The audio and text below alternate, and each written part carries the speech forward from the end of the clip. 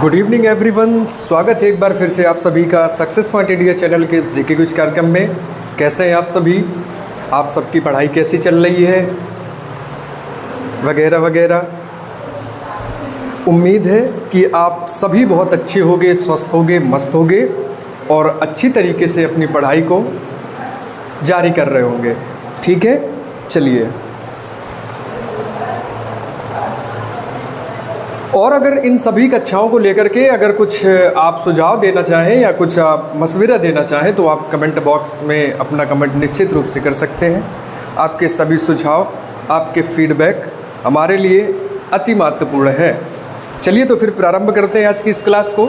और आज की इस क्लास में पहला प्रश्न है आपके सामने की, देखिए। जिस धन को, या हम कह रहे हैं कि जिस धन को भूमि, भवन, मशीन और अन्य उपकरण जैसी परिसंपत्तियों को खरीदने के लिए खर्च किया जाता है उसे क्या कहते हैं? आरपीएफ कांस्टेबल 2019 में पूछा गया कि जिस धन को मतलब भूमि, भवन, मशीन, अन्य उपकरण जैसी परिसंपत्तियों को खरीदने के लिए खर्च किया जाता है उसे क्या कहते हैं? निवेश कहते हैं, व्यय कहते हैं, संवितरण कहते हैं या उपभोग कहते हैं? क्या कहते हैं प्यारे अभ्यर्थियों? तो हमेशा याद रखिएगा कि जिस धन से हम भूमि, भवन या किसी अन्य तरीके की मशीनरी या उपकरण आदि जैसी परिसंपत्तियों को खरीदते हैं वो कहलाता है हमारा निवेश। क्या कहलाता है? निवेश कहलाता है। ए ऑप्शन प्यारे अभ्यर्थियों आपका बिल्कुल सही होगा। बात करें प्यारे अभ्यर्थियों तो निवेश या विनियोग का सामान्य आशय ऐसे खर्चों से है या ऐसे व्यय से है जो उत्पादन क्षमता में वृद्धि लाए या भविष्य में आय के सृजन में योगदान करे। प्यारे अभ्यर्थियों बात करें तो मतलब निवेश या निवियोग या विनियोग एक का जो सामान्य आशय है, इसका जो सामान्य अर्थ है वो ये है कि ऐसी उत्पादन क्षमता में वृद्धि हो या भविष्य में आय के सृजन में योगदान हो। बात करें प्यारे अभ्यर्थियों तो इन सभी चीज़ों को क्रय करना निवेश कहलाता है। अब इन सब चीज़ों को हमने क्या किया? क्रय कर लिया। आगे चल के निकट भविष्य में हम क्या कर सकते हैं? इनके विक्रय से अधिक आय अर्जित कर सकते हैं प्यारे अभ्यर्थियों। ठीक है, आगे आने वाले समय में इनको विक्रय करके इनसे अधिक आय अर्जित की जा सकती है। भूमि है, आप लेकर के आपने डाल दी, आज ली 1 लाख की, 10 साल बाद बेच रहे हो तो 10 लाख की जाएगी। तो क्या हुआ? ये निवेश कर रहे हो आप। क्लियर हो गया? अगले प्रश्न पर आ जाए। अगला प्रश्न है कि पंचायत की शक्तियों, अधिकारों और कर्तव्यों को संविधान की 11वीं अनुसूची में किस संशोधन द्वारा शामिल किया गया? आरपीएफ एसआई 2019 ने पूछा।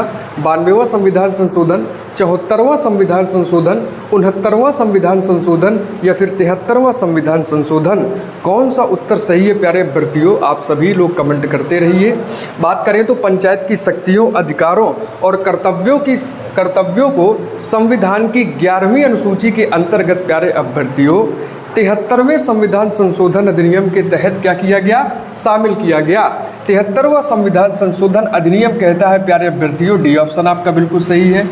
बात करें यहाँ पे प्यारे अभ्यर्थियों तो 73वां जो संविधान संशोधन अधिनियम था जो कि 1992 में किया गया, पंचायती राज संस्थाओं को संवैधानिक दर्जा प्रदान करता है। साथ ही साथ बात करें तो यह 29 विषयों पर पंचायतों को टैक्स लगाने का अधिकार भी प्रदान करता है।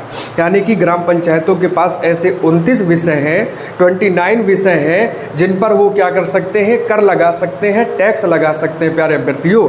इस अधिनियम की बात करें तो इस अधिनियम ने प्यारे अभ्यर्थियों ग्राम स्तर पर प्रत्यक्ष लोकतंत्र की एक स्थापना कर दी। क्लियर हो गया?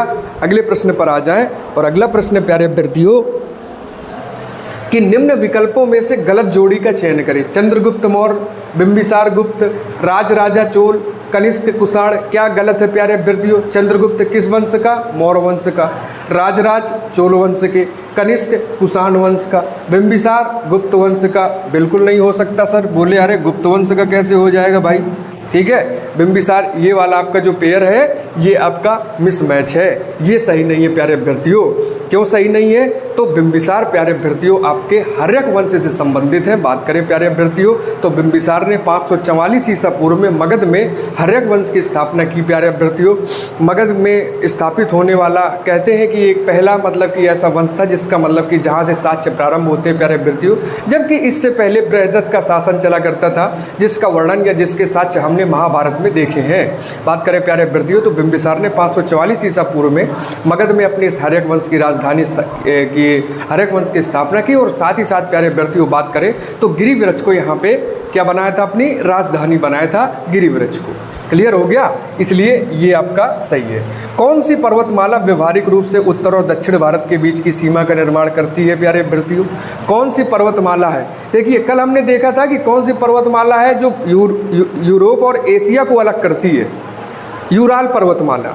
अब बात कर रहे हैं भारत में ही उत्तर और दक्षिण भारत के बीच की सीमा का निर्धारण कौन करती है? तो ये है प्यारे अभ्यर्थियों सही उत्तर आपका क्या होगा, विंध्य पर्वतमाला, विंध्य पर्वत श्रेणी। बात करें प्यारे अभ्यर्थियों तो ये एक ऐसी पर्वतमाला है, ठीक है, ये जो पर्वतमाला है ये विंध्याचल, भारनेर, कैमूर तथा पारसनाथ पहाड़ियों का एक समूह है। इसमें प्राचीन युग की प्यारे अभ्यर्थियों परतदार चट्टानें पाई जाती हैं।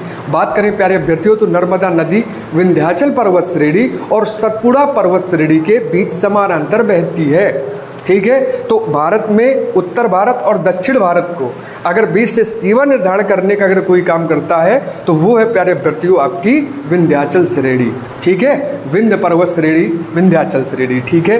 निम्न में से किस गैस का उपयोग बिजली के बल्बों में किया जाता है प्यारे अभ्यर्थियों? हमेशा याद रखिएगा बल्ब में नाइट्रोजन का प्रयोग किया जाता है। बात करें प्यारे अभ्यर्थियों तो बल्ब में जो प्रयुक्त जो टंगस्टन होता है, ये टंगस्टन फिलामेंट के ऑक्सीकरण को रोकने के लिए बल्ब में नाइट्रोजन या आर्गन जैसी रासायनिक रूप से निष्क्रिय रहने वाली गैसों का प्रयोग किया जाता है, जो कि मतलब क्या है, रासायनिक रूप से क्या हो, जो रासायनिक रूप से निष्क्रिय गैसें हों जो कि उसके साथ अभिक्रिया ना कर सके। तो नाइट्रोजन या आर्गन जैसी गैसों का क्या होता है, उसमें समावेशन होता है। निम्न में से अब प्रश्न के अनुसार यहाँ पे आर्गन नहीं है इसलिए नाइट्रोजन ही सही माना जाएगा। अगर आर्गन होता तो हम आर्गन को सबसे पहली प्रायोरिटी उसी को देते। क्लियर हो गया। किस दवा को चिंता रोधी दवा के रूप में प्रयोग किया जाता है प्यारे अभ्यर्थियों? किस दवा को चिंता रोधी दवा के रूप में डाइज़ापैम, वारफेरिन, लेटेनोप्रोस्ट या हाइड्रालेजिन? और सही उत्तर होगा प्यारे अभ्यर्थियों आपका ए ऑप्शन डाइज़ापैम। डाइज़ापैम की बात करें प्यारे अभ्यर्थियों तो इसे बेंजोडाइज़ेपाइन के नाम से जानते हैं प्यारे अभ्यर्थियों। बात करें तो देखिए ये मस्तिष्क में रसायनों की गतिविधि को तीव्र करने का कार्य किया करती है। ये जो दवा है ये मस्तिष्क में रसायनों की एक्टिविटी को तीव्र करेगी, फास्ट करेगी। बात करें इसके प्रयोग की तो इसका प्रयोग प्यारे अभ्यर्थियों घबराहट की बीमारियों में, चिंता रोधी में, शराब के लक्षणों से छुटकारा पाने आदि में जो है तो इस डाइज़ापैम का प्रयोग किया जाता है। यहाँ तक क्लियर हो गया। अगले प्रश्न पर आते हैं और अगला प्रश्न प्यारे अभ्यर्थियों कि बाली यात्रा, जिसे बाली की यात्रा के रूप में जाना जाता है, विशेष रूप से कहाँ पर मनाया जाने वाला एक प्रमुख त्योहार है?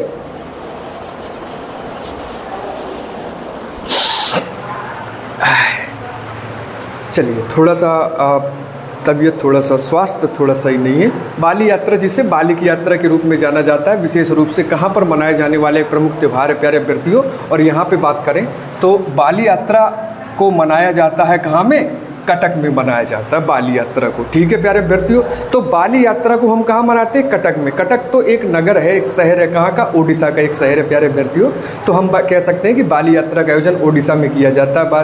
बात करें प्यारे अभ्यर्थियों तो देखिए ये जो उत्सव है, यह उत्सव कटक नगर के महानदी के गड़गड़िया घाट के किनारे पर इसका मतलब आयोजन होता है। एक गड़गड़िया घाट है महानदी के किनारे, महानदी के तट पे। बात करें तो यह त्यौहार कार्तिक पूर्णिमा में शुरू होता है। इन यात्राओं का उद्देश्य विशेष तरीके से एक व्यापार तथा सांस्कृतिक प्रसार के लिए किया जाता है, अतः इसे हम बाली की यात्रा के रूप में जानते हैं। कभी भी पूछे, देखिए एसएससी सीपीओ एसआई ने पूछा था बाली की यात्रा कहाँ पे, तो बाली की यात्रा कटक यानी ओडिशा में मनाई जाती है, ठीक है। निम्न में से किस फाइल फॉर्मेट का उपयोग वेब ग्राफिक्स के लिए किया जाता है? GIF, TXT, EXP या फिर DOCX? और बात करें प्यारे अभ्यर्थियों तो ए ऑप्शन आपका बिल्कुल सही होगा यहाँ पे, यानी कि GIF आपका, ठीक है। GIF यानी कि वेब ग्राफिक्स को शो करने के लिए प्यारे अभ्यर्थियों।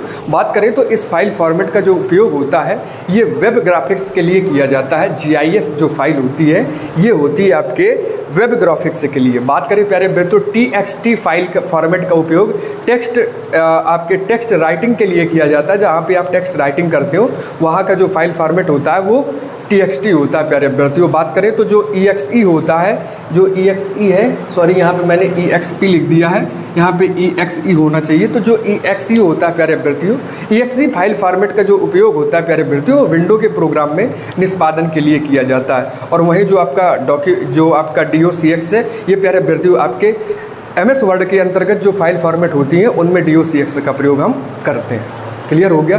उत्तर प्रदेश का बीज प्रमाणीकरण ब्यूरो कहाँ पर स्थित है? और प्यारे अभ्यर्थियों सही उत्तर की बात करें तो उत्तर प्रदेश की राजधानी लखनऊ के आलमबाग में स्थित है उत्तर प्रदेश का बीज प्रमाणीकरण ब्यूरो।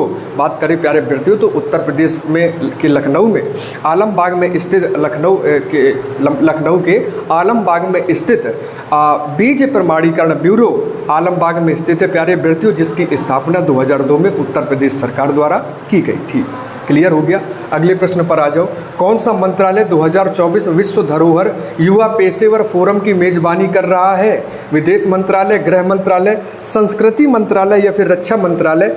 और बात करें प्यारे अभ्यर्थियों विश्व धरोहर युवा पेशेवर फोरम 2024 की मेजबानी प्यारे अभ्यर्थियों आपका संस्कृति मंत्रालय कर रहा है प्यारे अभ्यर्थियों, हमेशा याद रखिएगा इसे।